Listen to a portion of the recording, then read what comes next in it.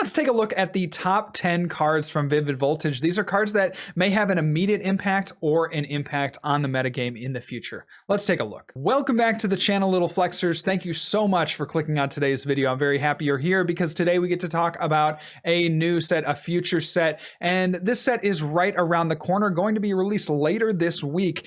And it's important to know what cards you should absolutely make sure that you get ahead of time and what cards you can maybe hold off for in the future. But this top 10 list will give you some ideas as to what archetypes will be new and what I think are some of the best cards from the set.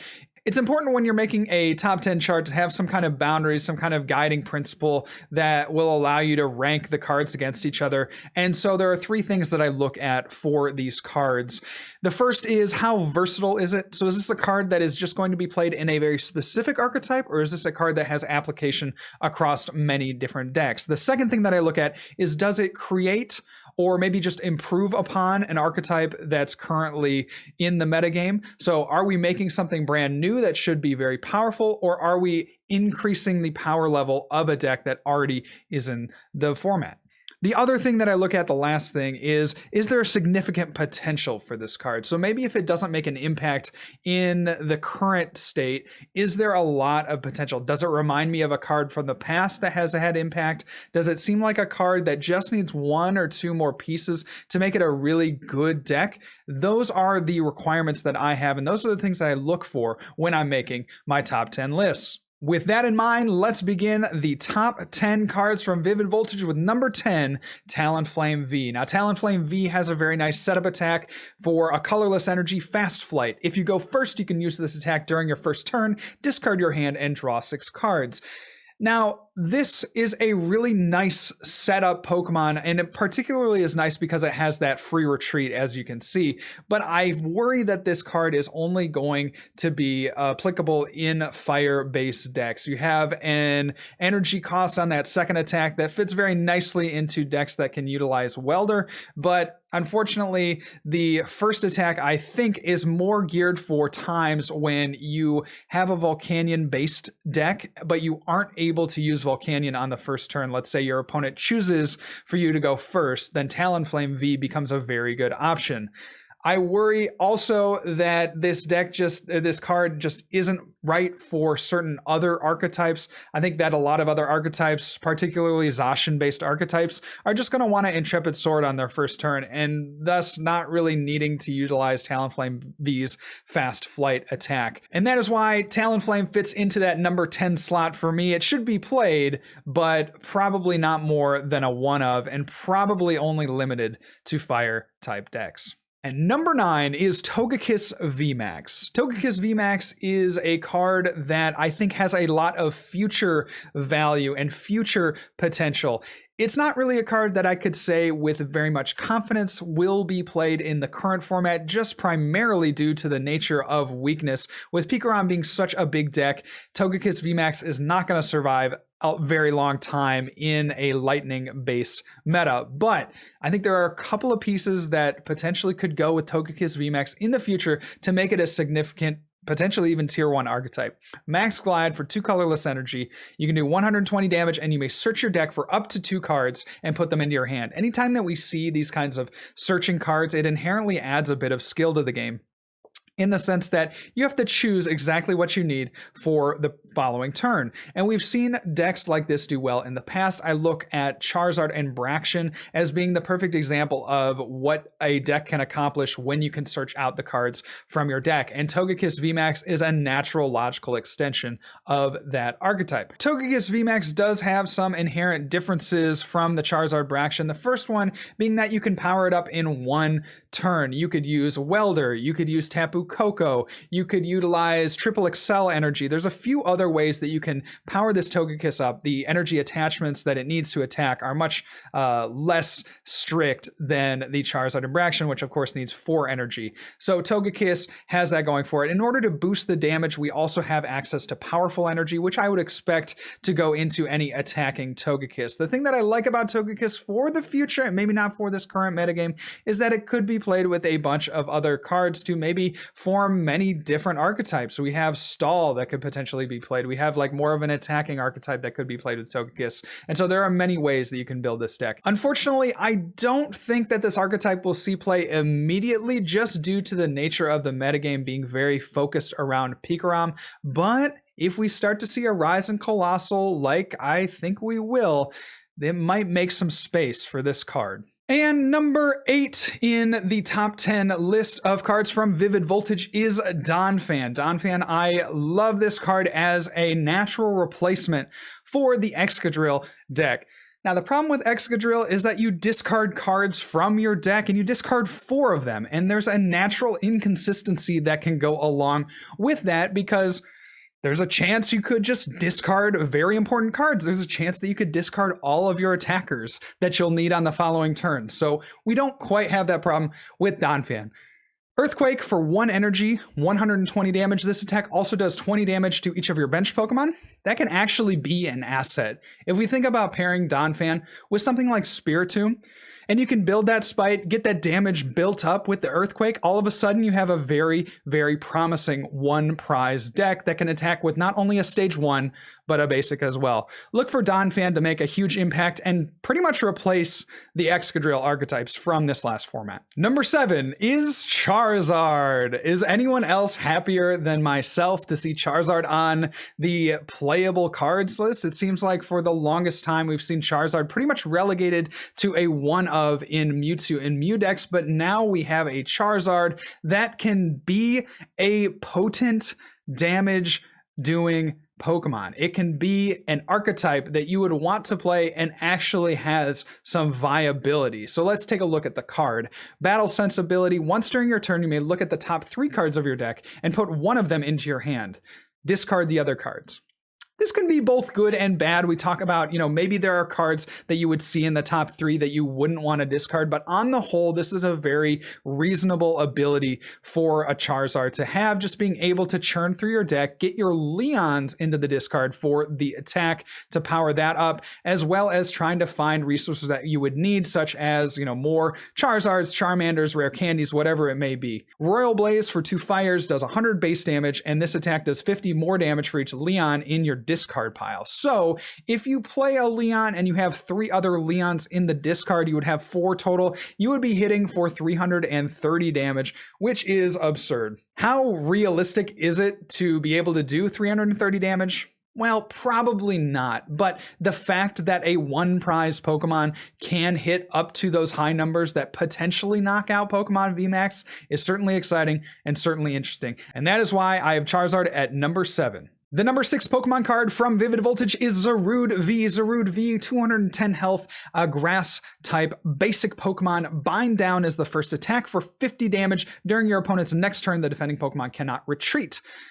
Fine. The second attack is where it's at. Jungle Rising for 2 grass energy does 100 damage and says you may attach up to 2 basic energy cards from your hand to your bench Pokemon in any way you like. If you attached energy to a Pokemon in this way, heal all damage from that Pokemon. I have a feeling that the healing part of the attack really isn't going to make that much of an impact, considering there are so many ways to one-shot Pokemon in this current metagame, but the attachment of energy that is that first effect of the second attack is really intriguing. And the fact that you don't have to attach the grass energy, you can attach anything that you want, is really cool. There are a lot of ideas that I have with Zarude. You can play it in some kind of counterbox style deck, being able to attach a bunch of random energy cards for your random attackers that you might need in any given matchup. It just really has some things going for it that make me think that it could be a very viable archetype in the future. Jungle Rising, of course, costing those 2 grass energy. You wonder how you get that powered up, but we do have cards like Turbo Patch that can accelerate energy to this Pokemon. So look out for Zarude V to make some waves in the next format. Number 5 is Aegis Slash V and Aegis Slash Vmax. Now, Aegis Slash V might be the most hyped card of the 2, and just for this second attack. Sonic Edge, 130 damage. This attack's damage isn't affected by any effects on your opponent's active Pokemon. For a long time, ADP has been looking for a way to counter things like Altaria and Decidueye, and we finally found it in Aegis Slash V. Aegis Slash V is much better than something like Duraludon against those two because it has a lot more health than the Duraludon, and it has resistance to grass, which of course is Decidueye's typing. That means it's going to be able to take a lot more hits, and it's going to be able to take down a lot more of your opponent's wall Pokemon before it gets knocked out. The Aegis Slash Vmax is also very, very interesting, sporting an attack that does more damage as the game progresses. Max hack for 160 damage. This attack does 30 more damage for each prize card you have taken. So the longer the game goes on, the longer you're in the game, the more prize cards you've taken, the more damage you can do with max hack. Of course, being able to, after taking 5 prizes, you could hit up to 310 damage. And then if you've used something like ADP's GX attack, boosting that damage up to 340 is never something that you want to mess around with. Look for Aegis Slash Vmax to find its way into archetypes like that, archetypes like Lucario Melmetal, where it can pack a punch in the late game. Number 4 on the top 10 cards from Vivid Voltage is Orbital Vmax. Orbital Vmax is very, very cool because of its ability, Eerie Beam. Once during your turn, if this Pokemon is in the active spot, you may put 1 damage counter on each of your opponent's Pokemon. What an interesting ability. We've always seen these kinds of damage placements. These Pokemon do really well in whatever metagame they've been in. I mean, I think just recently to Zigzagoon and how often that is played in decks, not as the main focus of decks. You know, it can be certainly if you look at a deck like Eternatus, but even as just an auxiliary damage placement Pokemon. So in things like Blacephalon, you might include a Zigzagoon or 2 to do those extra little pings of damage. Well, now we have a Pokemon that not only does that on a consistent basis, it does it to all of your opponent's Pokemon, and that surely has to be good in some capacity. I look at Orbital Vmax as being particularly good in the expanded format, where we have a lot more switching options. Of course, you have Acerola, Guzma, Escape Rope, a bunch of different ways to switch around your Orbital Vmaxes. And that is really the strength of the Orbital Vmax, is being able to switch into multiple. The Eerie Beam ability doesn't have a clause like many of these other abilities where it says you can only use 1 Eerie Beam per turn. You can use as many Orbital Vmax abilities as you want in a turn. That is really, really strong, and certainly someone will break this card to make it a strong archetype, be it in the standard format or in the expanded format. Orbital Vmax, a card you definitely should pick up from Vivid Voltage. Number 3 in the top 10 cards from Vivid Voltage is Coding Metal Energy. Coding Metal Energy says the metal Pokemon this card is attached to has no weakness, and that is a big deal, particularly for Zacian-based decks like ADPZ and Lucario Melmetal Zacian.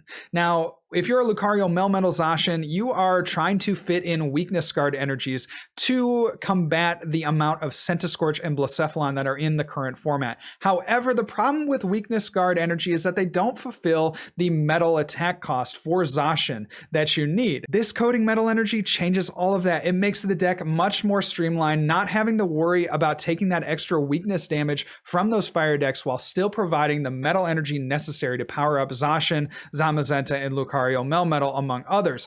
This is a great addition to these metal style decks, and I look for Coding Energy to make an immediate impact in the Vivid Voltage metagame. Number 2 in the top 10 cards from Vivid Voltage is Jirachi. Jirachi with the ability Dreamy Revelation. Once during your turn, if this Pokemon is in the active spot, you may look at the top 2 cards of your deck and put one of them into your hand, put the other one back on top of your deck. This is very reminiscent to Jirachi that we've had in the past from Team Up that can look at the top 5 and choose an item that they find there, but Jirachi can choose any card from the top 2, so it doesn't have to be limited to just the trainer cards. So that is particularly helpful when you're looking for energy, when you're looking for Pokemon. It just has a little bit broader of a use, although you are just searching through the top 2.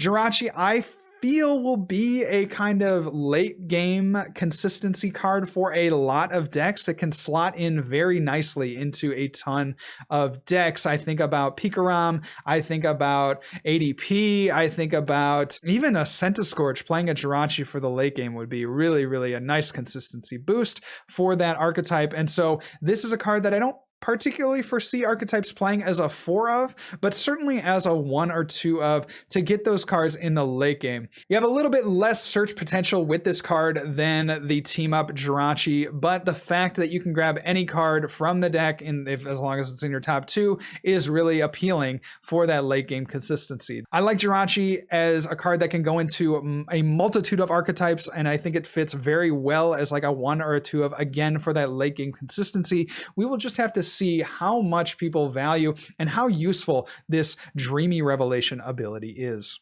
Look for Jirachi to find its way into many of the top archetypes in this next format.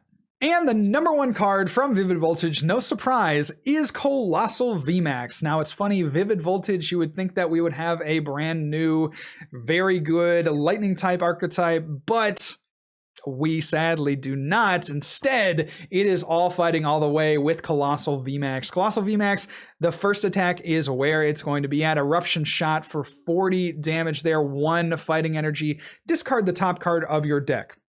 If that card is an energy card, this attack does 90 more damage and attach that energy card to this Pokemon. The cool thing about the Eruption Shot is that you can attach special energy, so you can attach the new Stone energy that is coming out in this Vivid Voltage set. You can also stack your deck fairly easily with cards like Oranguru or Rotom Phone to make sure that you have the cards that you need on the top of your deck when you use Eruption Shot. I love Colossal Vmax with the high HP. 330 is right, in that middle tier of Vmax. It's not quite as high as Eternatus, but not as low as something like Togekiss. And so it even increases with the Stone energy. I'm really excited about this archetype. If you can't tell, I think this will completely shape the game, being able to knock out Eternatus and Pikarom in one shot, assuming that you can get the necessary damage modifiers for the Eruption Shot. I think it'll be amazing, and it'll completely flip the format on its head, much like how things like Dragapult and Eternatus did when they were both released. There are so many possibilities with Vivid Voltage. I cannot wait to try them all. If you guys haven't already, make sure to follow me on Twitch, twitch.tv/FlexDaddyRighteous, where I will be streaming all this new crazy Vivid Voltage content here when the set drops on Thursday. Thank you so much for watching the video once again. Remember, good luck and also have fun.